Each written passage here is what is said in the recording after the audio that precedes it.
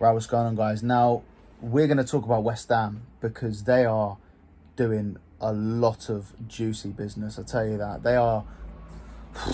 I'm shocked because West Ham, they were quite quiet in the window up until this week. And suddenly, Fullkrug from Dortmund, Summerville from Leeds, McTominay, Wan-Bissaka, these guys have been linked all week with West Ham. And... listen, if they can pull some of those signings off, they've already got Max Kilman.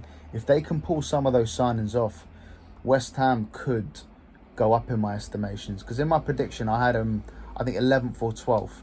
I think if they can bring in these calibre of players in the next coming weeks, I think that's enough for West Ham to get top half. Honestly, Fullkrug is a Champions League, semi-finalist. No, finalist. Jesus, they got to the final, didn't they, Dortmund? Fuck. So, Champions League semi-finalists, you've got Summerville, who, for me, is way too good for the Championship. They want Nelson as well. That'll be a good addition. And Wan-Bissaka and McTominay, listen, these are two players I've slated for Manchester United on numerous occasions because I just don't think they're good enough for that calibre of team.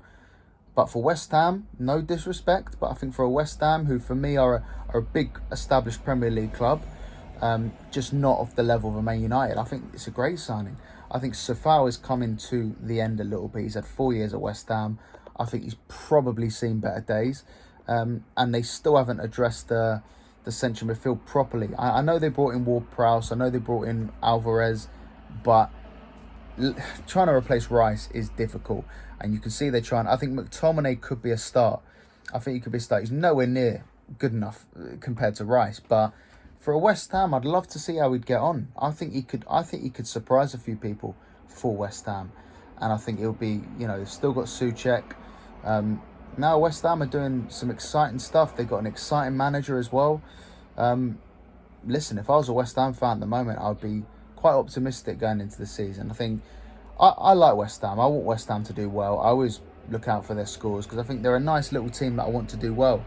And I think it's always good when West Ham do well because they've got amazing fans. My one issue with West Ham, and it might offend a few of the fans, is the whole West Ham way sort of topic. I got the actual West Ham way. I've got no issue with. I've got no issue with a bunch of fans wanting to play good football, the West Ham way.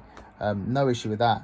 Where I have a slight issue is if a manager comes in, plays that kind of football, and West Ham finish probably between 9th and 13th.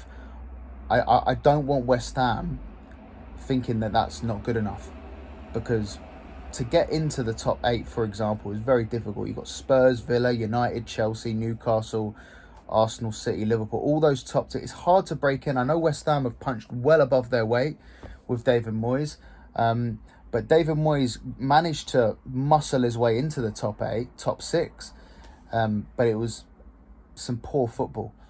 So if West Ham finish a little bit below but play really good football, I don't see the issue. And maybe sneak into Europe. But if they finish 11th or 12th, I don't want to see any West Ham fans moaning at that, because you wanted good football.